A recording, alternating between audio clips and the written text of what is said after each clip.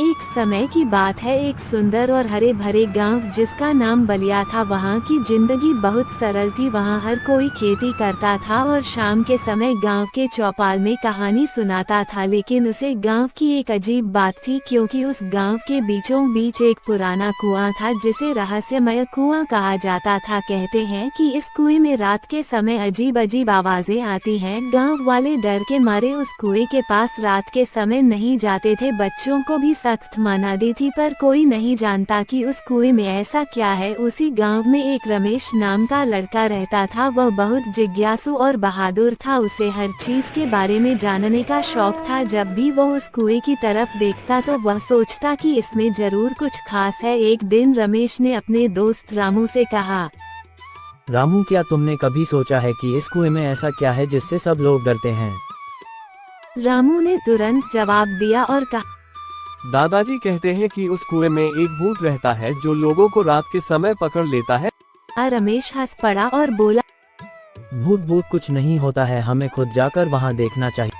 उस रात रमेश और रामू ने तय किया कि वे दोनों उस कुएं के रहस्य के बारे में पता लगाएंगे। जैसे ही रात हुई वे दोनों चुपके से घर से निकल गए। गांव के चारों ओर गहरा सन्नाटा पसरा था। जब वे कुएं के पास पहुंचे तो रमेश ने देखा कि कुएं में हल्की हल्की रोशनी निकल रही है। दोनों के दिल तेजी से धड़कने लगे। रामू डर के मारे पीछे हटने लगा, लेकिन रमेश ने उसे हिम्मत दिलाई। रमेश ने कुएं के अंदर झांक कर देखा तो उसे कुछ अजीब सा दिखा। रमेश ने देखा कि उस कुएं में एक सुरंग है। रमेश बोला, रामू, हमें इस कुएं के अंदर जाकर देखना चाहिए। तो रामू ने मना कर दिया, परंतु रमेश के जोर देने पर उसने हाँ कर दिया। तब वो दोनों कुएं के भीतर उतर गए। नीचे उतरकर उन्होंने देखा कि वह एक बड़ी सुरंग है। वे दोनों उस सुरंग के भीतर चले गए। सुरंग के भीतर जाकर देखा तो उन्हें वहाँ एक बक्सा दिखाई दिया जो सोने और चांदी से भरा हुआ था। रामू ने हैरानी से कहा, रमेश, ये तो खजाना है। रमेश ने समझदारी दिखाते हुए कहा, हमें ये खजाना गांव के लोगों के लिए ले जाना चाहिए।